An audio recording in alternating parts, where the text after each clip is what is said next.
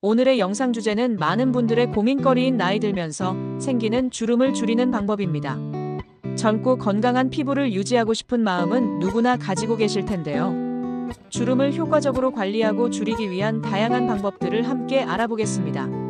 먼저 주름살의 종류를 살펴보는 것이 중요합니다. 주름은 한 가지 형태만 있는 것이 아니라 생기는 원인과 부위에 따라 여러 가지로 분류할 수 있습니다. 첫 번째는 피부 건조로 인한 잔주름, 즉 실금입니다. 피부가 건조해지면 마치 갈라진 논바닥처럼 얇은 실금 같은 주름들이 생겨납니다. 주로 눈가나 입가처럼 피부가 얇고 움직임이 많은 부위에 나타나기 쉽습니다. 피부의 수분이 부족해지면 피부 장벽 기능이 약해져 외부 자극에 더욱 취약해지고 이는 잔주름 발생을 더욱 촉진하게 됩니다.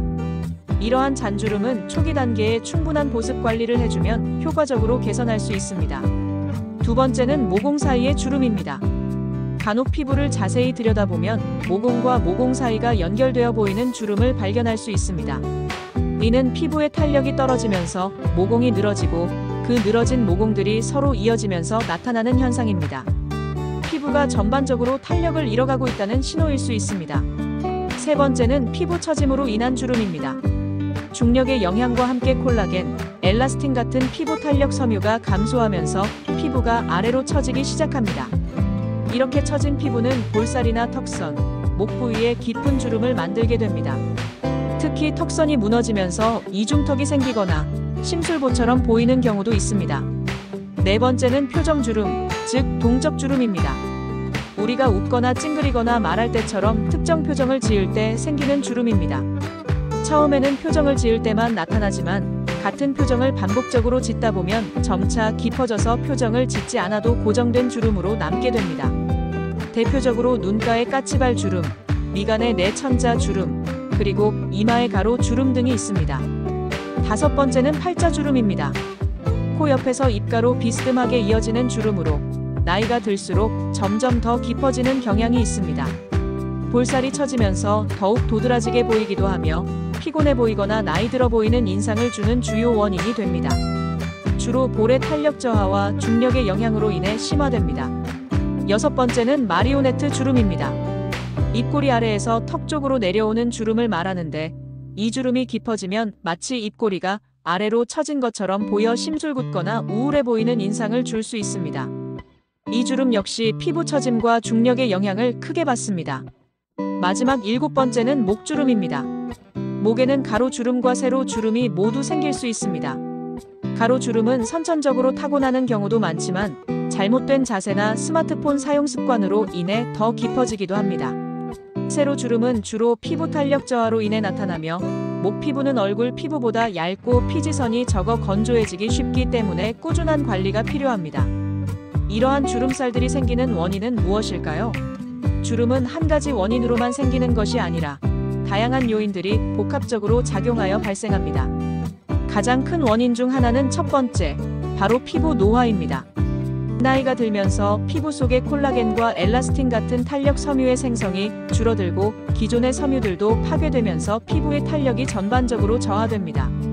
이로 인해 피부는 축 늘어지고 주름이 생기기 쉬운 환경이 됩니다. 두 번째는 피부 건조입니다. 앞서 말씀드린 잔주름의 주된 원인이기도 한데요. 피부의 수분이 부족해지면 피부 장벽이 손상되고 이는 피부의 유연성을 떨어뜨려 주름이 쉽게 형성되도록 만듭니다. 충분한 수분 공급은 건강한 피부를 유지하는 데 필수적입니다. 세 번째는 자외선 노출입니다. 자외선은 피부 노화의 주범이라고 할 수 있습니다. 자외선은 콜라겐과 엘라스틴을 파괴하고 피부 탄력을 담당하는 섬유들을 손상시켜 주름을 깊게 만듭니다.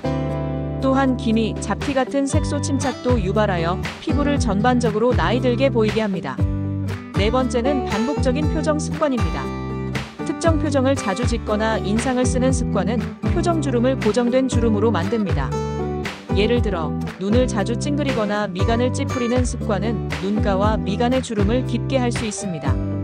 다섯 번째는 좋지 않은 생활 습관입니다.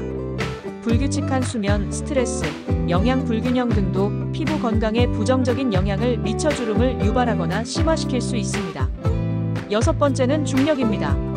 피부는 항상 중력의 영향을 받기 때문에 시간이 지남에 따라 피부가 아래로 처지게 됩니다. 특히 특히 얼굴의 볼살이나 턱선, 목 부분의 피부 처짐은 중력의 영향을 크게 받아 주름을 형성하는 중요한 원인이 됩니다.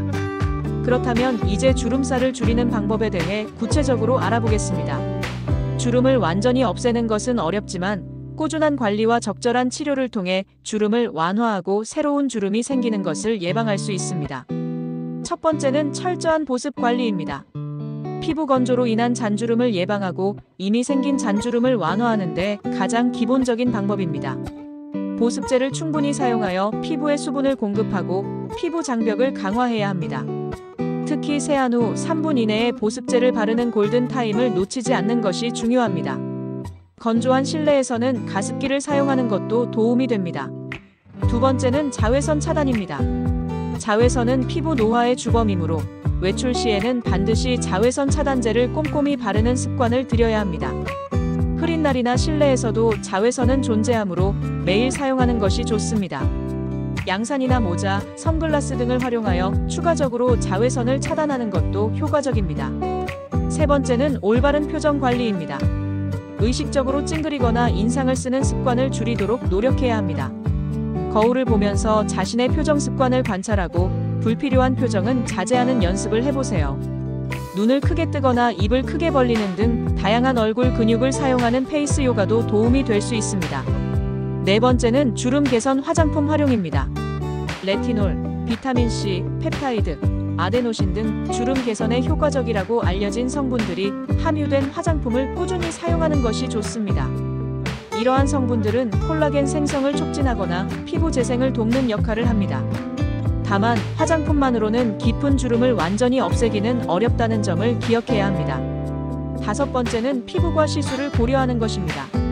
깊은 주름이나 특정 부위의 주름에는 전문적인 시술이 효과적일 수 있습니다. 예를 들어 표정 주름에는 보톡스가 매우 효과적입니다. 보톡스는 근육의 움직임을 일시적으로 마비시켜 주름을 완화해 주는데 보통 6개월 정도 효과가 지속됩니다. 깊게 패인 주름이나 볼륨이 부족한 부위에는 필러 시술이 도움이 됩니다. 필러는 히알루론산 같은 물질을 주입하여 꺼진 부위를 채워주어 주름을 개선합니다. 피부 탄력 개선과 잔주름 완화에는 레이저 시술이 사용되기도 하며 피부 처짐이 심한 경우에는 실리프팅이나 안면 거상술 같은 리프팅 시술을 고려해 볼 수 있습니다. 반드시 피부과 전문의와 상담하여 본인에게 맞는 시술을 선택하는 것이 중요합니다. 여섯 번째는 생활 습관 개선입니다. 금연은 피부 건강에 매우 중요하며 균형 잡힌 식단과 충분한 수면을 취하는 것도 피부 재생과 탄력 유지에 큰 도움이 됩니다. 스트레스 관리를 위해 취미 활동이나 명상 등을 하는 것도 좋습니다. 물을 충분히 마셔서 몸과 피부에 수분을 공급하는 것도 잊지 마세요. 마지막 일곱 번째는 마사지와 페이스 요가, 특히 입 운동을 꾸준히 하는 것입니다. 얼굴 근육을 규칙적으로 움직여주면 혈액순환을 촉진하고 근육의 탄력을 유지하는 데 도움이 됩니다. 특히 팔자 주름과 입가 주름 예방에 효과적인 입 운동이 있습니다. 예를 들어 아, 에, 이, 오, 우 발음을 크게, 과장되게 반복하는 것은 입 주변 근육을 강화하고 혈액순환을 돕는 좋은 방법입니다. 입술을 동그랗게 모아 앞으로 내밀거나 입꼬리를 최대한 위로 올리는 연습도 좋습니다. 혀로 입 안쪽을 크게 돌리는 운동도 팔자 주름 완화에 도움이 될 수 있습니다. 이러한 운동들은 매일 해주는 것이 중요합니다. 주름 관리는 단기적인 노력이 아닌 꾸준하고 지속적인 관심과 노력이 필요한 과정입니다. 감사합니다.